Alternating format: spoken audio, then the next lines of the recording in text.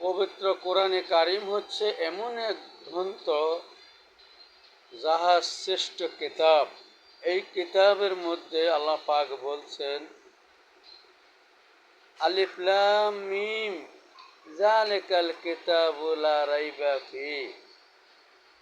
এই কিতাবের মধ্যে বলা হচ্ছে এই কিতাবে কোনো ত্রুটি বিচ্ছেদ নাই, কোনো ভুল ত্রুটি নেই। এবং এই কিতাবের মধ্যে লা রাইবা ফি আছে, কি আছে? হুদাল্লিল মুত্তাকিন, মুত্তাকিনদের পথ দেখার রাস্তা।